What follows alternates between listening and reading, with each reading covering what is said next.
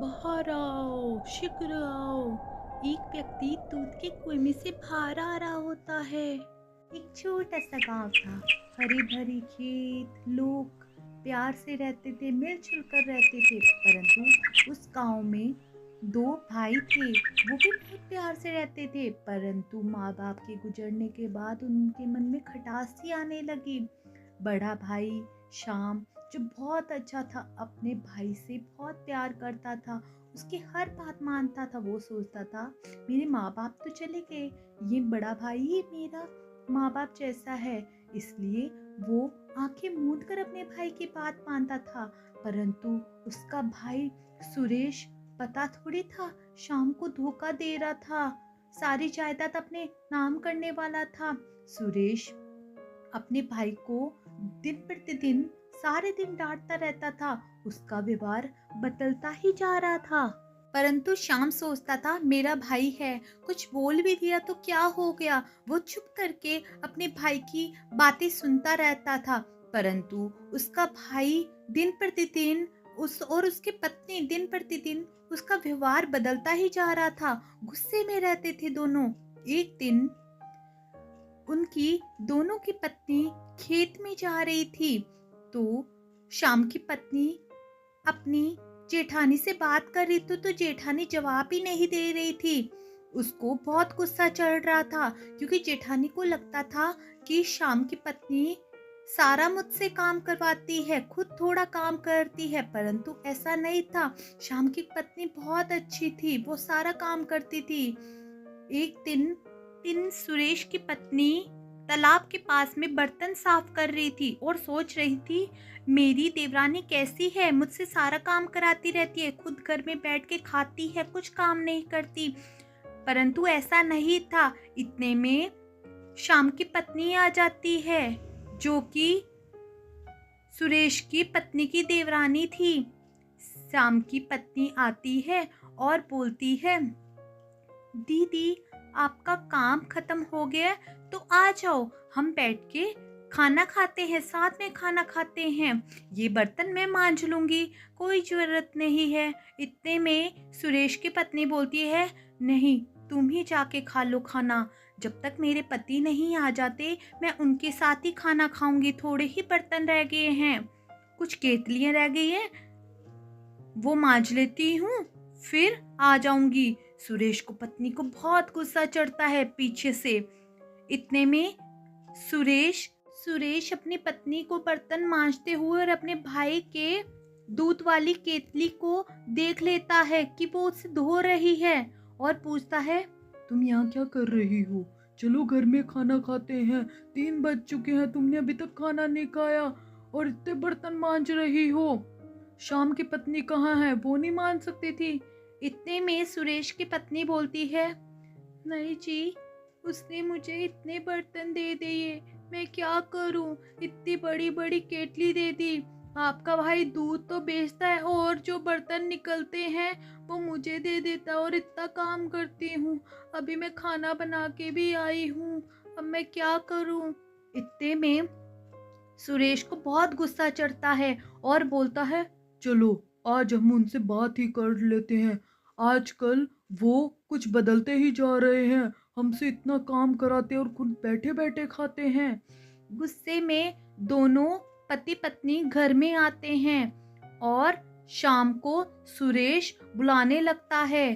पहले तो वो सोचते हैं क्या कहेंगे, तो उन्होंने हाथ में केटली पकड़ी होती है, तो सुरेश तेज बुलाता है शाम, शाम, शाम बाहर आओ। शाम ने कुछ पैसे पकड़े होते हैं।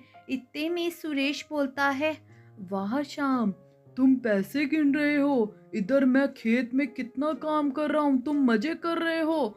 तुम्हारी पत्नी ऐसी है जो मेरे पत्नी से सारा काम कराती है, खुद बैठ के खाना खाती है और मुझसे और मेरी पत्नी से काम कराते हो। पर शाम को यकीन नहीं होता। शाम माफी मांगता है, सुरेश उससे सारे पैसे ले लेता है शाम से। शाम बोलता है मुझे माफ कर दो भैया, आगे से ये गलती नहीं होगी और मेरी पत्नी से भी नहीं होगी। इतने में वो दोनों वहां से चले जाते हैं, तो सुरेश की पत्नी अंदर आ रही होती है। श्याम की पत्नी खाना खा रही होती है, परंतु उसने 2 प्लेट में खाना रख दिया होता है जेठ जेठानी के लिए। इतने में सुरेश की पत्नी आती है और श्याम की पत्नी को खाना खाते हुए देख लेती है और उसे बहुत गुस्सा चढ़ता है और बोलती है, वाह वाह, तुम इधर खाना ही खाओ, मैं इतने बर्तन मांज रही हूँ, तुम्हें दिखता नहीं है? बड़ी बर्तन मांज रही है और छोटी आराम से खाना खा रही, तुम्हें शर्म नहीं आती? आज तुमने इतनी बड़ी केटलियां दे दी थी, वो भी अपने पति की, तुम खुद नहीं मान सकती थी? पर शाम की पत्नी चुपचाप करके सुन रही होती है। फिर वो बोलती है, दीदी ऐसा नहीं है, काफ़ी देर हो गई थी, मैं आपको बुलाने भी गई थी पर आप सुनी ही नहीं। देखो पीछे मैंने आप दोनों की प्लेट रख दी है, खाना परोस दिया है, आप नहीं आई तो मैं खाना खाने ही लगी थी। इतने में सुरेश की पत्नी बोलती है, तुम ज्यादा रोना धोना मत करो, तुम नाटक मत करो, ये फालतू चीजें हैं। तुम आजकल मुझसे दिन प्रतिदिन काम कराती जा रही हो, खुद मजे करती हो। गुस्से में सुरेश की पत्नी वहां से निकल जाती है और शाम की पत्नी तेज तेज रोने लग जाती है कि दीदी का व्यवहार इतना बदल कैसे गया है, वो इतना बदल कैसे गई, मैं उनको बहन की तरह मानती हूँ। अगले दिन सुरेश अपने भाई को बोलता है, अब से ये मेरा मकान हो चुका है, तुमने पेपर पे खुद दस्तावेज किए हैं, तुमने खुद सिग्नेचर किए हैं, तो अब से ये मेरा मकान हुआ। तुम्हारा इस मकान में अब कुछ नहीं है, ये तुम्हारी गलती थी, तुमने साइन क्यों किए? शाम को यकीन नहीं होता है और बोलता है, भैया कब से हम दोनों में भेदभाव हो गया, माँ बाप के गुजरने के बाद मैंने सोचा था आप ही मेरे माँ बाप हैं, परंतु मुझे थोड़ी पता था आप ये कर रहे हैं, आपके मन में ये चल रहा है। अब मैं कहाँ जाऊँगा, मुझे बताइए प्लीज़, मैं माफ़ी मांगता हूँ मेरी पत्नी और मेरी तरफ से। सुरेश गुस्से में चले जाता है और बोलता है, ये गाय भी अब मेरे नाम हो चुकी है। अगले दिन सुरेश एक कमरा दिखाता है, एक छोटा सा घर दिखाता है शाम को और बोलता है कि छोटा सा घर रख लो, वैसे भी तुम्हारे बच्चे तो है नहीं, तुम्हारी पत्नी और तुम आराम से रह सकते हो। शाम हाथ जोड़ता है और तेज तेज रोने लग जाता है कि भाई को क्या हो गया है, भैया इतने मन में भैया के इतनी कड़वाहट कैसे आ गई।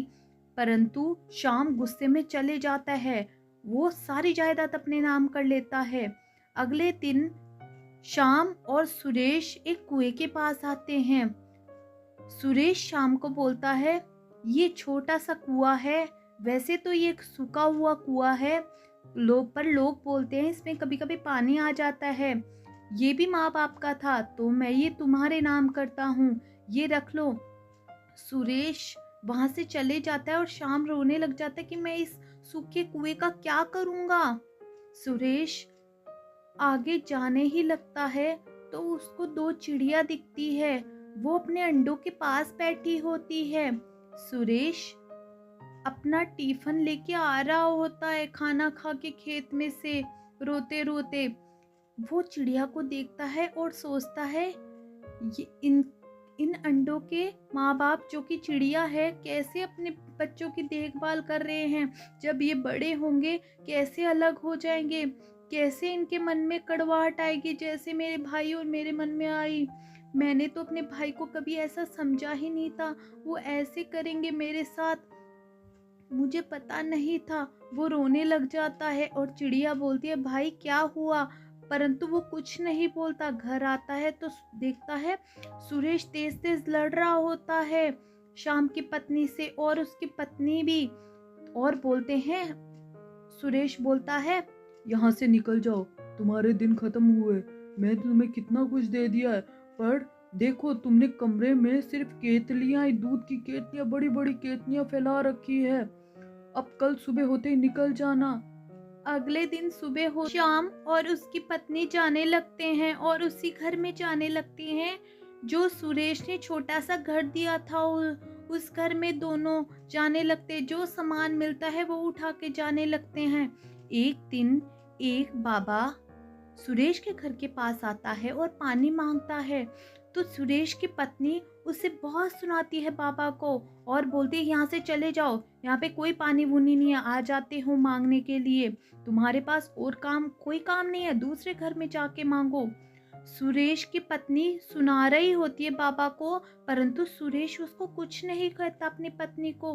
तो बाबा बोलते हैं, तुमने जो मुझसे कहा है कभी किसी और को मत करना। एक मैंने तुमसे पानी ही मांगा था, पर तुम्हारे में मन में इतना घमंड है, तुम्हारा घमंड टूटेगा। सुरेश की पत्नी को बहुत गुस्सा चढ़ता है और बाबा जी वहां से चले जाते हैं चुपचाप करके। फिर वही बाबा शाम के घर में आता है पानी पीने के लिए, क्योंकि गांव वालों ने किसी ने भी बाबा को पानी नहीं दिया।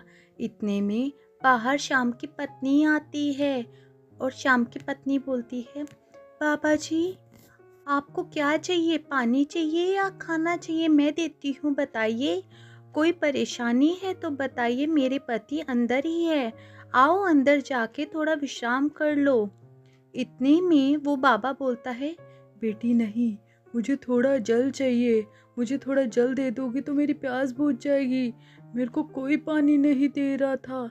इतने में शाम की पत्नी सोचती है ये बाबा बदमाश तो नहीं है, फिर सोचती है अच्छा ही होगा बाबा। फिर वो पानी लेने चल जाती है। बाबा मन में विचार कर रहे होते हैं कि एक वो घर था और एक ये घर है, कितना फर्क है। शाम की पत्नी पानी लेके आती है गिलास में और एक बोतल भी ले आती है पानी की बाबा को देने के लिए। बाबा को वो पानी देती है, बाबा पानी पी लेते हैं और शाम की पत्नी को देख रहे होते हैं कि ये कुछ परेशानी में है, ये दुखी लग रही है।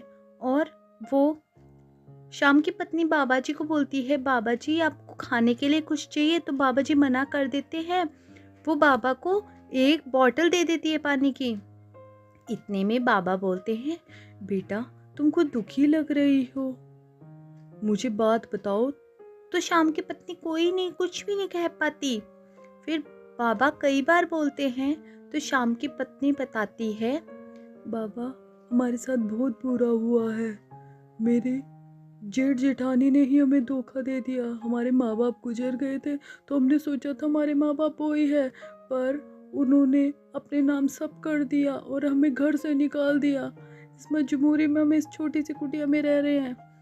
फिर वो बाबा बोलता है, बेटा जितना भी है तुम्हारे पास इस वक्त वो अनमोल है और वो ही बहुत है, उसी से ही तुम बहुत तरक्की करोगे। बाबा वहाँ से निकल जाता है और शाम की पत्नी को लगता है कि कोई घर के बाहर भगवान आया है। फिर शाम अपनी पत्नी को वो ही कुआं दिखाने लेके जाता है जो सुरेश ने दिया था उसको, पर वो वहाँ होता ही नहीं है। शाम चौंक जाता है और मायूस हो जाता है कि एक कुआं ही तो मिला था, वो भी नहीं बचा। शाम की पत्नी बोलती है, यहाँ पे तो कुछ भी नहीं है, तुम मुझे कुआं दिखाने लाए हो। शाम दुखी हो जाता है और बोलता है, भगवान ने ये भी मेरी किस्मत में नहीं लिखा। शाम की पत्नी तेज तेज रोने लग जाती है और अपने पति को बोलती है, तुम चिंता मत करो, भगवान ने कुछ ना कुछ हमारे लिए अच्छा लिखा ही होगा। जब कुछ अच्छा होने वाला होता है तो भगवान पहले परेशानी देते हैं, फिर सब सही कर देते हैं। इतने में रात हो जाती है। वो ही साधु एक कुएं के पास आता है, वो होता है दूध का कुआं, चमत्कारी कुआं, रहस्यमय कुआं। साधु एक व्यक्ति को बुलाता है उस कुएं में से और बोलता है, तुम्हारा सही वक्त आ गया है, तुम्हें काम पे लगना है। वो व्यक्ति धीरे धीरे आता है, रहस्यमय व्यक्ति आता है उस कुएं में से अंदर निकल के। बाबा उससे बात करते हैं। बाबा बोलते हैं, अब तुम्हारा समय आ गया है सही व्यक्ति की मदद करने का, ये कुआं जिसका है उसको देने का, ये चमत्कारी कुआं और ये पूरा दूध का कुआं उसी का ही है, उस ईमानदार व्यक्ति का ही है जिस व्यक्ति की पत्नी ने किसी गांव ने मेरे को पानी नहीं पिलाया था, उस व्यक्ति की पत्नी ने पानी पिलाया था। इतने में वो व्यक्ति बोलता है, ठीक है बाबा जी, मैं जरूर उसकी मदद करूंगा। मैं कल ही जुट जाता हूँ उसकी मदद करने में। वो अंदर चले जाता है कुएं में। फिर शाम दुकान पे जाता है कुछ पैसे लेके, कुछ सामान के लिए, खाने पीने के लिए, पर कोई उसे नहीं देता खाने पीने के लिए, क्योंकि उसने उन लोगों को दूध देना बंद कर दिया था। पर उसने अपनी परिस्थिति किसी को नहीं बताई और दुखी मन से वो वहां से चले गया। परंतु वो वहां से सीधा एक जंगल में चले गया। शाम हो चुकी थी। जंगल में वो रो रहा था कि मैं कहाँ से पैसे लाऊं, कहाँ से खाना पीना लाऊं। उधर ही वही बाबा खड़ा था और एक चिड़िया आती है, रहस्यमय चिड़िया। वो एक बड़ा सा खाने का डिब्बा लाती है और वो भी मायूस होती है क्योंकि शाम की परिस्थिति को देखकर, और बोलती है, श्याम श्याम, देखो मैं तुम्हारे लिए क्या लाई हूँ, एक डब्बा खाने का। ये तुम्हारे लिए है, तुम्हारे और तुम्हारी पत्नी के लिए। तुम खा लो और तुम अपने घर ले जाओ। ये डब्बा तुम्हारे काम आएगा, उसमें बहुत कुछ खाने पीने की चीजें हैं। इतने में शाम चौंक जाता है कि ऐसा कौन सा पक्षी है जो एक डब्बा उठा के ले आया खाने पीने का। वो उड़ जाती है चिड़िया। उधर शाम की पत्नी प्रतीक्षा कर रही होती कि शाम हो चुकी है, मेरे पति आए क्यों नहीं। वो वो उदास हो जाती है और बोलती है, हर जगह अब मैं अपने पति के साथ जाऊंगी, उनके साथ काम करूंगी तो कुछ ना कुछ घर में पैसे आएंगे।